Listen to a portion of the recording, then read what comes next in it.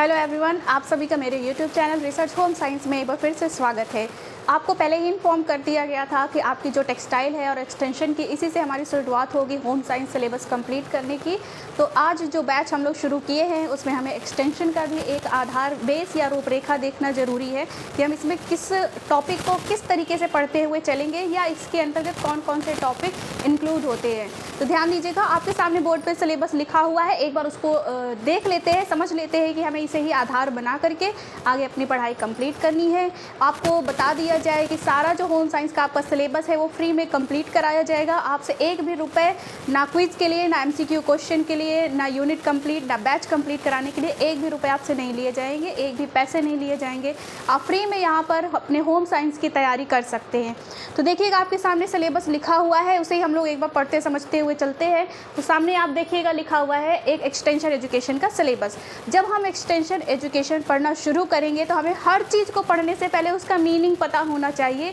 तो हम क्या करेंगे, सबसे पहले प्रसार शिक्षा का अर्थ देखेंगे, उसके प्रिंसिपल, उसका उद्देश्य देखेंगे कि क्या रीज़न है कि हमें प्रसार शिक्षा शुरू करना पड़ा, जिसका हमें उद्देश्य देखना जरूरी है कि क्या रीज़न है कि हमें एक्सटेंशन एजुकेशन पढ़ना और लोगों को पढ़ाना समझाना क्यों ज़रूरी है।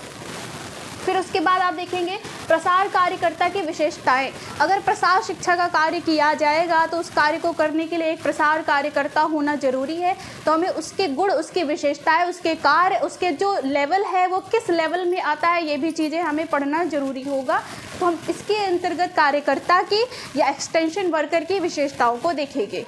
उसके बाद गृह विज्ञान का इतिहास। जैसे आप जानते ही होंगे कि मद्रास का नाम क्यों आता है होम साइंस के लिए, उत्तर प्रदेश में कब शुरू किया गया। जब कहा जाए होम साइंस का पहला कॉलेज कहाँ इस्टेब्लिश किया गया था, तो आप जानते होंगे इसमें दिल्ली का नाम आता है, जहाँ पे लेडी इरविन कॉलेज इस्टेब्लिश किया गया था होम साइंस के लिए। हर जगह पंजाब में आप जानते होंगे ट्रेनिंग दी गई थी सबसे पहले होम साइंस की शिक्षिकाओं को। तो हमें इसे भी पढ़ना समझना ज़रूरी है कि क्या ये बहुत पुराना सब्जेक्ट है या इसकी शुरुआत हाल ही में हुई है, और अगर होम साइंस की शुरुआत की गई है तो किस लिए की गई है। तो यही हम लोग पढ़ेंगे होम साइंस प्रसार का इतिहास के अंतर्गत, ठीक है। उसके बाद देखिएगा, आपके सामने लिखा हुआ है कि भारत के विकास के लिए योजनाएं। आप जानते होंगे भारत के जो विकास के लिए जितनी योजनाएं चली थी, चाहे स्वतंत्रता प्राप्ति से पहले हो चाहे स्वतंत्रता प्राप्ति के बाद, जैसे इटावा परियोजना है, मारथंडम परियोजना है, नीलखेड़ी परियोजना है, इसी तरीके से बहुत सारी योजनाएं हमें पढ़ना है। शांति निकेतन का नाम क्यों आता है, तो इस तरीके से हमें पढ़ना है। हर योजनाओं के पीछे कौन एक मुख्य था व्यक्ति जिसने इसको शुरुआत किया, कब ये शुरू हुआ, ये सारे क्वेश्चन भी आपके एग्जाम में देखे जाते हैं। इसके बाद ध्यान दीजिएगा, है सामुदायिक विकास, जिसके अंतर्गत हम लोग पंचवर्षीय योजना पढ़ेंगे। जितनी भी योजनाएं चलाई गई थी उसमें महिलाओं को और बच्चों को भी प्रायोरिटी दी गई थी, लेकिन किसी योजना में ज़्यादा दी गई थी, किसी योजना में कम। तो इन्हीं बीच में हम देखेंगे कि कौन सी ऐसी परियोजना थी जो बहुत ही लाभकारी सिद्ध हुई थी महिलाओं के लिए भी और बच्चों के विकास के लिए।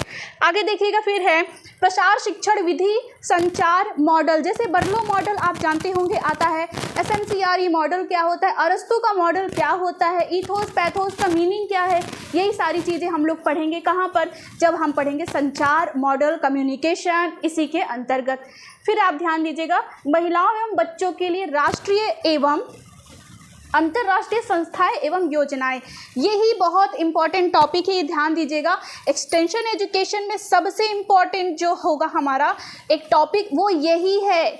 यहाँ पे हम लोग पढ़ेंगे WHO क्या कार्य करता है, CFTRI का क्या कार्य है, ICCW का क्या कार्य होता है, जो कि हमारे देखा जाए तो मुख्य रूप से बच्चों के लिए।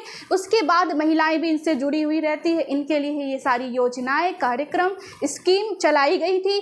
जैसे आपको याद होगा, अभी प्रीवियस ईयर 2021 के TGT में ही क्वेश्चन आया था, उज्ज्वला योजना का क्या मीनिंग है, ये कब शुरू हुआ था। तो जब हमें पता होगा कोई चीज़ का मीनिंग, तब हम उसका आंसर सही टिक कर सकते हैं। काफ़ी बच्चों ने तो उज्ज्वला योजना का मतलब सिलेंडर से समझा हुआ था, तो इस वजह से काफ़ी लोगों का आंसर गलत भी हो गया था। तो यही सारी योजनाएं हमें पढ़ना इसके अंतर्गत जरूरी है।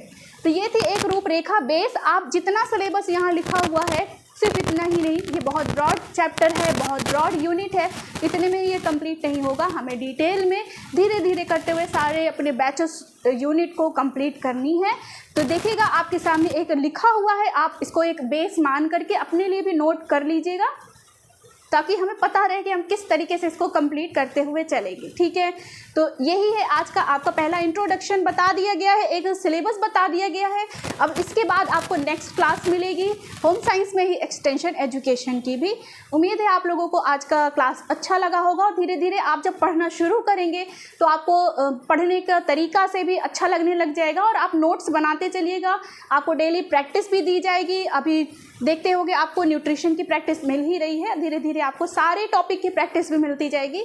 और आप मेरे Telegram channel research home science को भी ज्वाइन कर सकते हैं। अगर आपको वहाँ पर भी कोई सॉल्व करने हैं या कोई नोटिस चाहिए या कोई जानकारी चाहिए तो वहाँ पर भी आप ज्वाइन कर सकते हैं। तो यहीं तक था आज का वीडियो। उम्मीद है आप लोगों को वीडियो अच्छा लगा होगा। अगर अच्छा लगा हो तो लाइक, शेयर और सब्सक्राइब जरूर करिएगा। आज के लिए इतना ही, अपना ख्याल रखिएगा। धन्यवाद। एक चीज़ और भी है कि अगर आपको मेरा टेलीग्राम चैनल ऐसे लिंक ओपन करने पे नहीं मिल रहा है तो आप सर्च कर सकते हैं टेलीग्राम पे जा करके research home science by Varshika ma'am, तो आपको टेलीग्राम चैनल मिल जाएगा। काफ़ी स्टूडेंट वहाँ पहले ही जुड़ चुके हैं। और एक और इन्फॉर्मेशन आपको दे दी जाए कि अभी तो हम लोग टेक्सटाइल और एक्सटेंशन कंप्लीट कर रहे हैं। जैसे ये कंप्लीट होगा इसके बाद हम लोग न्यूट्रिशन, फिजियोलॉजी, CD और साथ ही साथ रिसर्च के भी जितने क्वेश्चन हैं हम सारे इसको धीरे धीरे पढ़ते हुए यूनिट को चलेंगे। थ्योरी क्लास भी चलेगी, आपकी डेली प्रैक्टिस सेशन भी चलता रहेगा, MCQ क्वेश्चन, क्विज, सारी चीज़ें आपको मिलती रहेंगी। सारे टॉपिक से भी आपको प्रैक्टिस कराया जाएगा। आज के लिए इतना ही, अपना ध्यान रखिएगा। धन्यवाद।